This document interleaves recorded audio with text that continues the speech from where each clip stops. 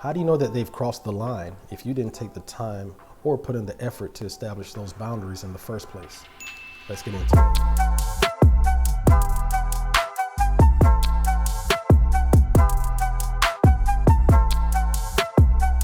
What up, y'all? I'm Christopher Markland, and welcome to my review/analysis of episode 6 of Ready to Love season 4. As always, I don't just repeat the stuff on the show that we've already seen. Instead, I do things just a little bit differently. So if you like how I do it, please be sure to like, share, and subscribe. But this week, that is not the woman I want y'all to focus on.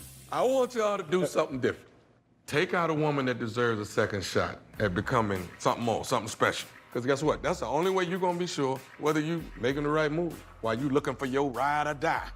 This week, Tommy has tasked the fellas with going out with one of the women that are not necessarily in their top one or top two. In other words, the ones that they don't have the strongest connection with. Now, I am not a big fan of backtracking. For me, there's a reason why things didn't work out in the first place. And when you try to go back and rekindle a relationship or a romance that honestly just wasn't there, sooner or later, what happens is you realize why you left that person in the first place, or they realize why they left you. Now, this isn't necessarily the same because these people it's not a matter of they ended a relationship or ended a connection and now they're trying to go back. Instead, it's one that they just really didn't focus on it in the first place. So this is a little bit differently, so I think it's all right.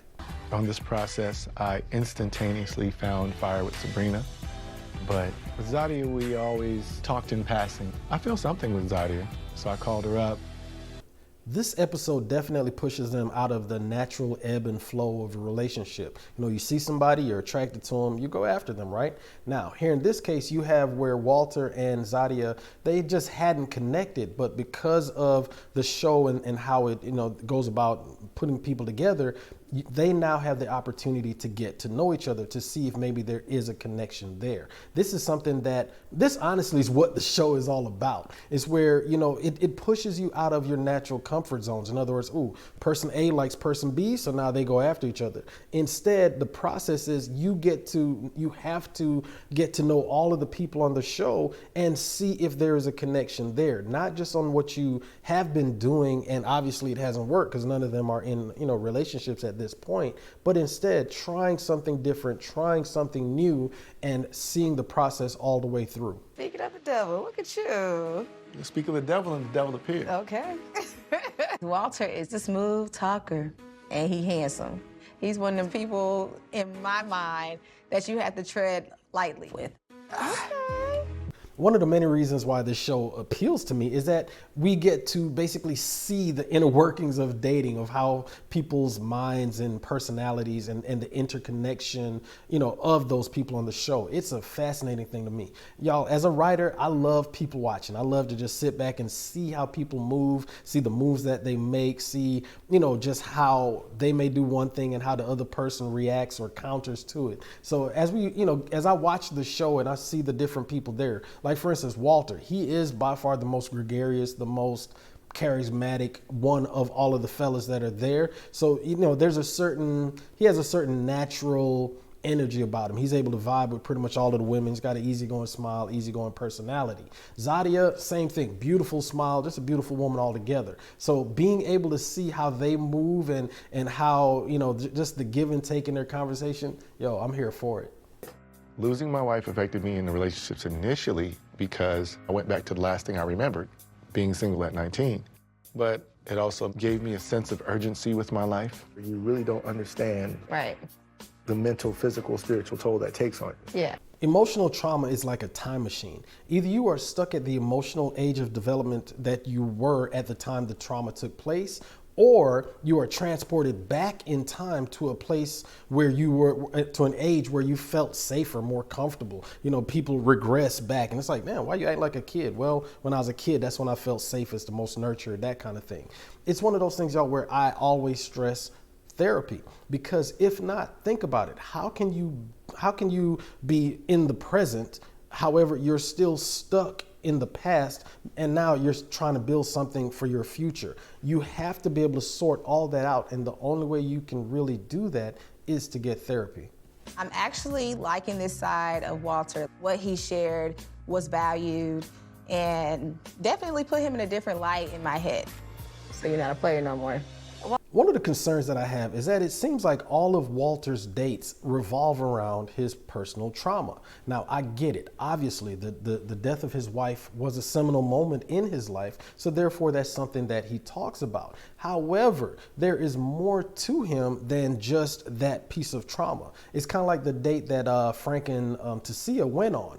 And Frank was commenting on the fact that all Tasia seemed to talk about was her professional life and her career. He didn't get a chance to know about her. So it's one of those things. It's like, okay, I don't hear Walter talking about the present or his future. Hey, you know, what he's looking for. Instead, it seems like all of his conversations, be it with Sabrina, be it with Mumin, and now with Zadia, all of the conversations seem to some kind of way start or revolve around the past trauma of his wife's passing. I get it. Like I said, that's an important part of his life, and it makes him the man who he is now. However, I'm sure that there's more to him now, and it seems like instead of saying, so what do you want to do? What are you getting? You know, just more about him now. It seems like we're learning more about what happened to him then. White toes get you chose. I don't know if that's true or not, but we had good conversation. There's a possibility for a spark, so I liked it. It was exciting. Y'all, you know fairly quickly whether it's a go or a no-go. There is no possibility of a spark. Either there is one or there isn't. There is no being a little bit pregnant when it comes to that moment that you realize, man, this is that one. Now, don't get me wrong. You can learn to love someone. You can learn to appreciate someone. You can learn to grow with someone, but it's not something that, you know, over time you realize, oh, wow, there's a spark. No, you know instantly whether it's there or not, and not the possibility of a spark. I mean, I'm just trying to get chose. You know that men don't choose women, women choose men, right? You trying to choose me? Possibly. Okay. Maybe. All right. Sort of, kind of.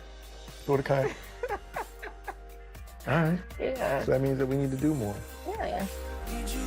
You already know I'm gonna call BS on that one. Women don't choose the man chooses the woman that he wants to make his wife. I have said it countless times. Women control the wop, men control the walk. I have never seen a prey walk up to the hunter and tell him, hey, I'm here. No, you ain't never seen a gazelle walk up to the lion and be like, all right, you can eat me now. No, that hunter has to pursue the prey, and also the amount of time and attention and the intention that the hunter puts into pursuing the prey tells you a lot about how the hunter feels about that prey. It's kind of like Walter just basically, the date that they're on right now, Zadia's out getting her nails done, and it looks like Walter just popped up and now they're having a conversation. Yeah, it's a cool idea, but it's similar to a coffee date. It doesn't really show any intention. So when I hear Walter saying, well, you know, I want to see if there's a possibility of sparks, basically what my man did was he pulled out the lighter and didn't even take time to get it wet with lighter fluid. You're going to get what you put in. Maybe I could like teach you Korean, and then you can tell me 많이 이쁘다. 많이 이쁜. 이쁘다, that means beautiful. Oh, yes. 많이 is a lot. Yeah, 많이 이쁘다. Ah, 고맙습니다. Kamashimamle. And like Shamalan. Wait a minute, Sabrina speaks Korean. Let me stop. All right, so a few reviews back, I want to say it's either review 3 or 4, episode 3 or 4. Sabrina jumped into the live chat in the premiere of my review of that episode, and she told all of us that were in the chat that, yeah, she does in fact speak Korean, and her mother is Korean, so therefore, yeah, she picked up the language. So I stand corrected. I take it back. She wasn't necessarily clout chasing, she wasn't clout chasing or anything like that. My bad. Like I said, I stand corrected. Also, with that, with all of my reviews, I always premiere them, and we always have a live chat where we go back and forth. So if you haven't had a chance to jump on one of those premieres, I'll make sure again, like and subscribe to the channel. That way you'll get a notification of when each review is going to be premiered, so you can join in the chat and, hey, I want to hear what y'all got to say. So it's like you kind of use these 2 fingers to like pick it up. This is what you say. I had a lot of fun. I don't even remember the stuff that made me laugh, but all I know is it was a good time. I'm here for it. Now, this is the kind of date where you're more likely to have a spark between one or if not both parties. First of all, they're on a date and they are enjoying something that is a passion of Sabrina. You know, it taps into her Korean heritage, and she's able to share that with him, teach him about, you know, the food, the culture, that kind of thing. And then the second thing is they're having fun. Compare the energy on this date with the one between Sean and Aisha. That date, yeah, they enjoyed each other, but it just seemed to be a heavier date. Maybe it was just the subject matter, you know, they were talking about kids and the future, etc. But here you have Sean and Sabrina, they're having fun. They're enjoying not only each other's company, but the environment as well. It's a much, much better date. So how do you feel about the women? Do you feel like you're getting like these true women? Like, do you have any connections? I am making some connections. Now, are they love connections? I'm not sure. One thing that I said I would never do is present my representative to a person, because that's all I've dated in like my whole life. Representatives?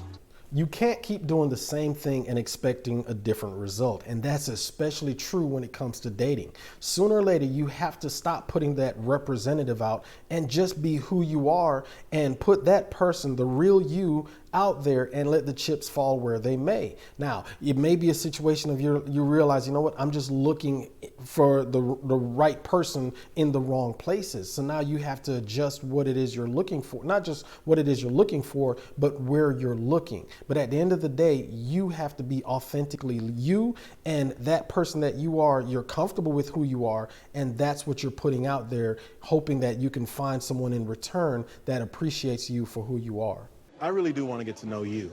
Now, the thing is, are we compatible as far as like what we want moving forward? Right. Is the real question. Right. So, being that this is ready to love, are you done with children? Yeah.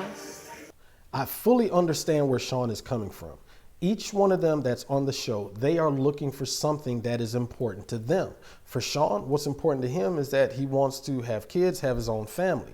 What I don't understand is why he is dating the two of the oldest women that are on the show and women who already have kids. For instance, Sabrina, she's 45, and to me, it just ain't adding up. Boom! 2 + 2 is 4, -1, that's 3, quick maths. So yeah, if you have a woman that's 45, the odds are that she probably doesn't want to have more kids. I get it. You have to ask, you have to pursue, you have to go through the process, but it just kind of stands to reason. So yeah, I still want children. The past few years, I've just been going with flows, but it's not been what I wanted. And that has created more hurt than necessary. When you are not intentional when it comes to dating, to finding love, what you're going to ultimately end up doing is wasting your time and theirs. I fully appreciate the fact that both Sean and Aisha, those two especially, have asked some tough questions of the people who are sitting across from them, because they are intentional with their process. I'm not mad at it. You have to do it, especially when you're dating in your 30s, 40s, and above. You got to be intentional, or else you're just going to waste time. So what do you want right now? I want you right now. I like your style, I like your spirit. Thank you. A lot of things with you make sense. Right now. Those two words make all the difference. What do you want right now? You can't always get everything that you want in life. For me, I wanted to be a commercial airline pilot. However, age and opportunities dictates that that's not going to happen. Now, what do I want right now? I can still be a pilot. I can still meet the goal that I set for myself. I can still get up there. I can still fly on the weekends, all of those things. That's not settling. I'm not a fan of settling or anything like that. It's about compromising, looking at where you are and making the best decision for you. It's a compromise. Whenever you settle, you basically lose all agency or control of that particular situation, and you are allowing either the people or the circumstance itself to dictate how you move. If you compromise, that is you saying, you know what, I can't necessarily take this path, but I can take that one. Huge difference, and it's all about what do you want right now. I think Phil is able to see my vulnerable side. I have shared things with him over the phone that I don't think I have shared with anybody else. And I don't know why. I think he's such a safe place.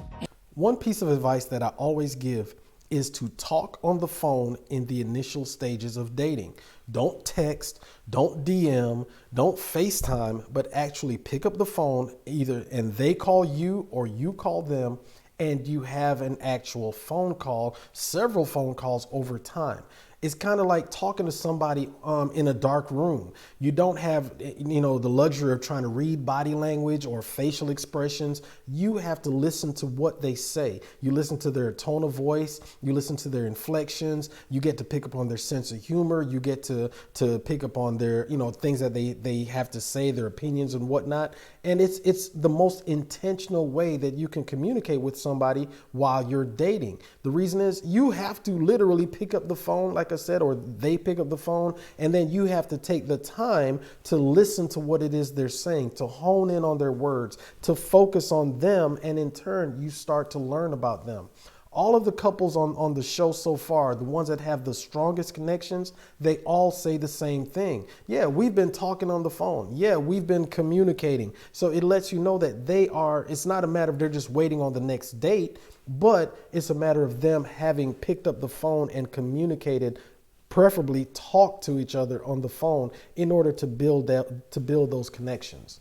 When I say that I don't want kids, that's just the easy version to get people not to dig deeper. But then you sit before me and I find myself liking you more than I thought I would. You come up as somebody that I can trust to want to answer your question. As much as I enjoy this show, there's something about the voyeuristic aspect of being a part of these people's relationships from start to finish that it can be taxing. It's like you don't necessarily want to see every aspect of these people's lives. Don't get me wrong, I get it, it's entertaining for us, but it's just something about it. For instance, I live in Atlanta, right? And if you recall, the first 2 seasons of the show were shot in Atlanta. I'm also a real estate agent. If you recall, a bunch of the people that were on the show were also real estate agents. So therefore, I have met in passing, in professional lines of work, I have met up with three people so far that were on the show.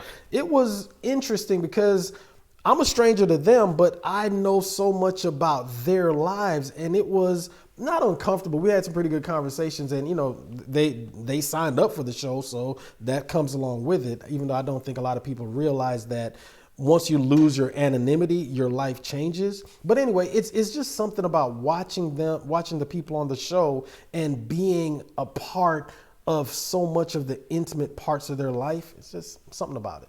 I say I don't want children to mask the fact that I don't want to fail. It's easier to say that than face this. I don't understand that. So that's my truth, and you deserved it. We all have our truths, and over time we learn different techniques to deflect away from the things that cause us pain. Be it we change the subject, we might crack a joke, whatever it takes to keep people at arm's length away from the things that cause us pain. Last week I had a therapy appointment, and as my therapist and I were talking, one of the things that I realized was that I am intellectually able to rationalize a particular situation and use that rational analysis as a way to prevent myself from emotionally connecting to that situation. For instance, somebody did something to me, and then what I did was I'm like, okay, well, because of the sun's the gravitational pull of the moon being full, what that does is that causes a full moon. The full moon causes the tides to recede, and therefore that's why that person did what they did. Now, it may make sense rationally, intellectually. That argument probably didn't. I probably confused the hell out of y'all. But what I did in that moment was, instead of saying that person did this to me, I looked at why that person did what they did, and I used that analysis. Now I understood why they did what they did, but what I didn't do was say what that person did hurt me. What that person did affected me. So I use that analysis as cover so that way I don't have to admit that something hurt me. We all have issues, and that's why I'm always stressing, get therapy. Until you understand why you do what you do, you can't change the things that you do in order to be a better person. And in doing so, being able to be open for love to come in. Get therapy, y'all. This is not the first time she's shared something with me, but this one hits home because I feel her. I feel the pain. So seeing that and experiencing that, how can you not like her? How can you not fall for her in these moments? All right, couple of things. Right there, again, you hear him alluding to the fact that they've had conversations. I'm telling y'all, you gotta pick up the phone, make those phone calls, because that's how you truly connect with a person. Think about it. Obviously, we weren't privy to their phone calls or their previous conversations, and we also don't know all of the things that they talked about over dinner because it was edited down. However, you do know that they have had previous connections. The second thing is, just because you bond with somebody, more specifically, you trauma bond with somebody, doesn't mean that you have to fall for that person. You can be there for them. You can support them. You can be, just a helping hand or give them any kind of emotional support possible. But that doesn't mean that you should fall for that person and then get into a relationship based on a trauma bond. What you're going to do if you do that is you are setting yourself up for a world of hurt and a whole lot of pain. Can you feed me, please? I don't want to hold this shell up to your face. I feel like that's crass. Oh, no. Okay, mouth wide. It wasn't that large, but that's what she said. Oh, my God. I can't help it. Oh, my God. I can't help it. You'll be all right. Y'all, what I saw right there was two people testing each other. Camille, she wants a man that's compliant, and she has weaponized her femininity, so she knows exactly how to use it to her advantage. And right there, in asking for him to feed her, she deployed her arsenal in order to test it to see just how far she could push Naeem. Naeem, on the flip side, what he did with that little joke was he tested her boundaries when it came to sex. He wanted to see how she would react, and then he could move from there. Y'all, right there, what we saw was a semi-passive heat check from both of them, who both know how to use their femininity and their masculinity to their advantage. If we were to enter into something, where do you see your role in his life? Definitely not trying to be his father. Right. And definitely not trying to be someone that's looked at as, oh, that's his Nye, or that's Mr. Bilal, or whatever he would call me. He would call you Mr. Nye. Again, she wants a man that's compliant and where she can be in control. Whatever name her son and Naeem decide to work out to what he calls, how he refers to Naeem, that's between them. Now, don't get me wrong. Of course, you have to have a baseline of adult-child respect, and her as the mother, she sets the tone for that and establishes that. However, the look that you saw on Naeem's face was his mandar kicking in and him realizing that, yeah, she is very, very controlling, and she was attempting to set that control in that moment, and he's pulling back because that's not how he's built. He's picking up on that, and he realizes, yeah, she is way too controlling for me, and this ain't what I want. What about finances? What does that look like? Like, what do you want to hear? Like, do I pay for everything and you shop? Is that what you're trying to hear? No. I mean, I see the curve, your mouth doing this little dance thing. Everything in their conversation up to this point has basically been Camille dictating to Naeem how she expects him to comport himself in the things that she finds important. Now, whenever Camille had the conversations with either Walter and Cornelius early on, she basically asked them about their financial situation when it came to Walter. She also asked Cornelius about his credit score. When she asked those questions, both of those men reacted and responded in a way to reassure her that, hey, that's not something that you have to worry about. The money's there. And even though Cornelius didn't say exactly what his credit score was, he did allude to the fact that, hey, it's about debt-free living, and she felt good about that. I mean, you remember them crazy-ass reactions that she had. Anyway, right here, what you see is she's asking Naeem that same question, but this time Naeem is pushing back because it's like, yo, you want to know what I'm making? You want to know what my income is, so I can make the money you sit on the couch?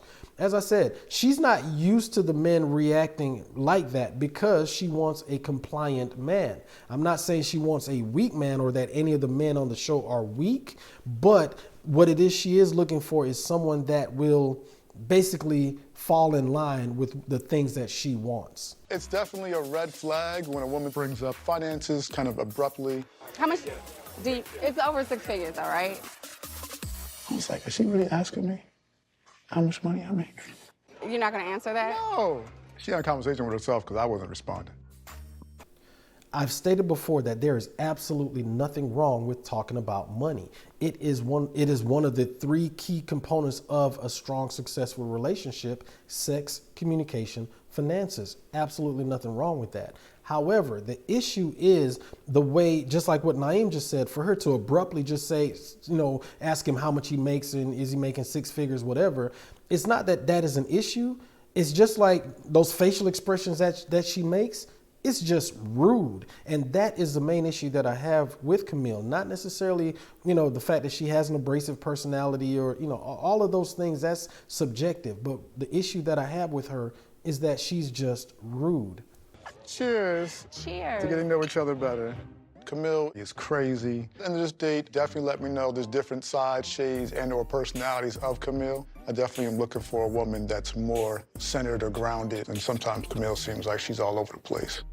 When you are centered, meaning, just well-adjusted, there are certain people that may be orbiting around you that you really don't see because they are out of focus. Now, with Tommy and the challenge that he put on the fellas this week, which is, hey, go out with the people who aren't necessarily your top choice, that's essentially what forced Camille to be in focus when it comes to Naeem, because honestly, I guess he just hadn't seen her up to that point. Now that he does see her, and when I mean see her, he sees those facial reactions, he sees her personality, he sees how rude she is, he realizes, yeah, you know what, this is not something or someone that I want to pursue something with. I'm ready for my drink. Oh, okay. Bye. Well, I will see you guys later. I haven't spent any time with Dante really, a little bit at the pool party. So I kind of grabbed him and was like, let's go, because it was time. I've been waiting a long time for this moment. Likewise. Sometimes you got to shoot your shot. Now, there's a fine line in letting a man know that you're interested while at the same time still making sure that he's hunting. Sabrina was interested in Dante. She literally pulled that man aside and let him know, hey, I'm interested. What she didn't do was this. So you had a crush on me this whole time? Yes, fool, the whole time. Why didn't you shoot your shot? You should have said something. Don't do that, because I did say something. When the hell you say something? Fool, I looked you dead in your eye sockets and said, hey, how you doing today? I mean, you was a cashier, though. Every cashier be saying that. You supposed to say that. I ain't supposed to say a motherfucking thing. Now, did I say that to every customer before you? Yes, I did. But you supposed to just know. Okay, wait, hold on. Let me get this straight, because I guess I had it crooked at first. We all make mistakes. You said it to everyone before me. Mm-hmm. But when it got to me, I was supposed to know the difference. Yes, see, look, when a woman don't say nothing, that means she's saying something. And when she say something, that means she really saying something. It ain't rocket science. It sounds like rocket science. Then you need to be smarter. You need to be that dude in the wheelchair that be speaking weird. Talking about Stephen Hawking? Yeah, but you need to be Stephen talking. You got to know when shots is being shot. So you have 2 girls, 1 boy. 2 girls, 1 boy. I have 3 different mothers. Oh, okay. Yes, Okay. So and for the most part, it's good relationship with the mothers. I was gonna ask you wanna how's the see it. relationship. So I'm not the drama dude. Well, that's pretty amazing.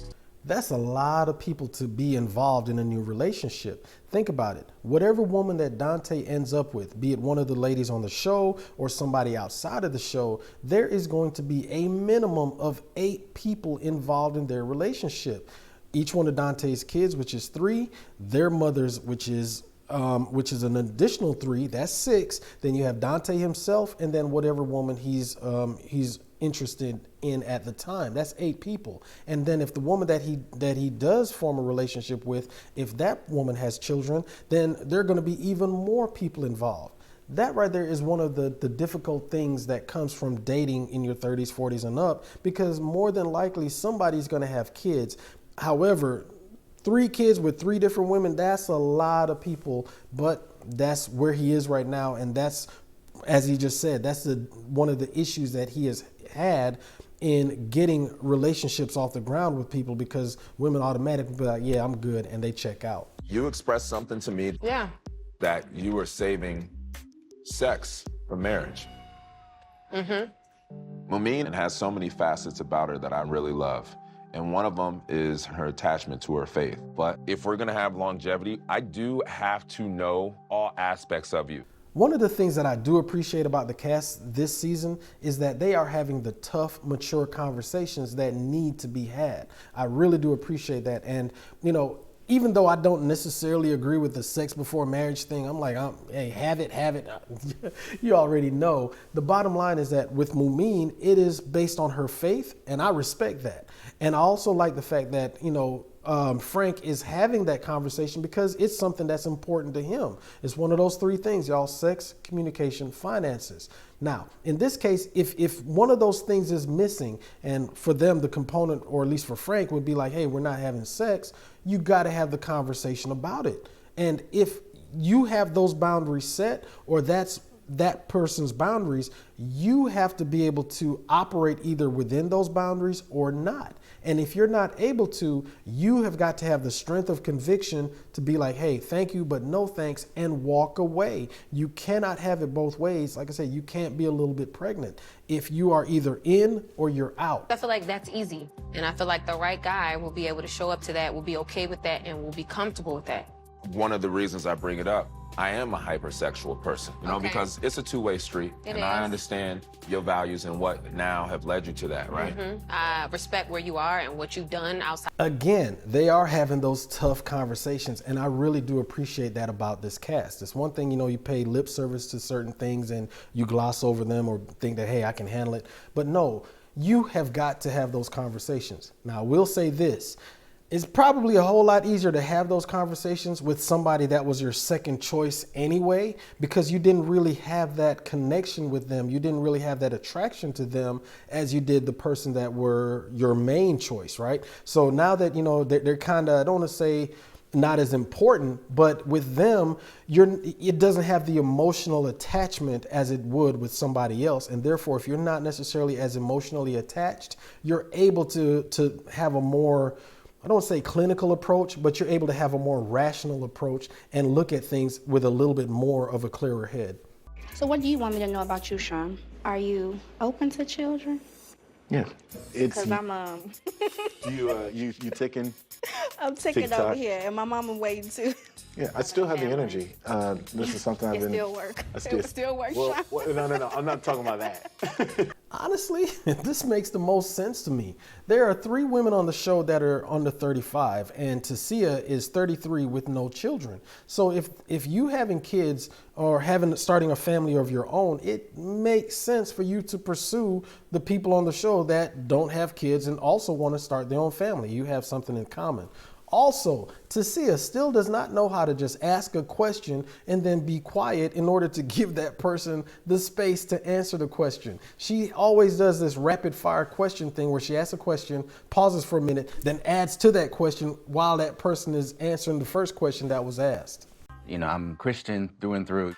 On our double date, when Courtney said she had to have sex before marriage, it was kind of like a red flag. I mean, it's like, it's okay, if we're going this path, right? I think once you wait, it's like you have something to look forward to. I see your viewpoint. Yeah. And I'm gonna tell you right now, it's gonna be hard with you. I think that it's 2 things when it comes to Cornelius. 1, he likes the attention, and 2, either he doesn't know how or doesn't want to set boundaries. If on one hand he's saying that it's important to him that sex before marriage because of his faith and, you know, he doesn't want to go down that path, then why is he allowing Courtney to be as close to him as she is? Because he hasn't set those boundaries, then they are in a position that's familiar at best and overly comfortable at worst. So it's one of those things like if you know that this is something that is important to you, you have to establish those boundaries up front. However, it seems like he doesn't want to because honestly, as he said it before, he's flattered by the attention that he's gotten. So now what we have is a situation where Camille, there are no emotional boundaries when it comes to how Camille talks to him, and now there are no physical boundaries with how close Courtney is. If sex before marriage is that important, you have to understand that foreplay starts way before y'all get to the bedroom. It starts with that physical touch where that person's touching you, where in this case you have Courtney that's just laying on him, her body, her soft body laying on his muscular body, you know, the scent from the product in her hair mixing with the cologne that he's wearing. All of those things that touch the senses and manipulate it and get the blood flowing, get their bodies going. That's foreplay. That's that sex before marriage. If if Cornelius doesn't want that, it's up to him to put that distance, that barrier, that boundary in between them so that way they can actually have what it is he wants, which is a solid relationship. Did I mention I'm a writer, y'all? Anyway. He still prefers to not make sex the foundation of a relationship. I understand where he's coming from, but I'm a sexual person. And when it comes to dating, I'm going after what I want. If waiting for sex is important, if not having sex before marriage is important, especially important to your faith, then don't talk about it, be about it. You have got to set those boundaries and at the very minimum, put distance between you and her. You can't on one hand say that it's important to you, but then you're going to lounge back and allow her to lean on you. You're going to allow her to rub your inner thigh. You're going to allow her to make those kinds of intimate gestures. You may be offended by them, but you damn sure haven't said anything or more importantly, done anything. What you're doing is you're sending mixed messages, mixed signals, because you're saying one thing. Well, actually, you haven't even said it. You're allowing one thing, but then again, you're saying that sex is important. Or sex before marriage is important to you. You cannot have it both ways because all you're doing with those mixed messages is you are causing confusion. I want a woman that has a certain amount of conviction. And at that moment, I didn't feel like Courtney was really willing to wait. And so this could be a potential problem here. It's up to you whether you want to put yourself on the bench or if you want to win this championship, so. Man, you're killing me right now. In the cut scenes, Cornelius says one thing, but when he's face to face with the women, be it Camille or Courtney, he says something completely different.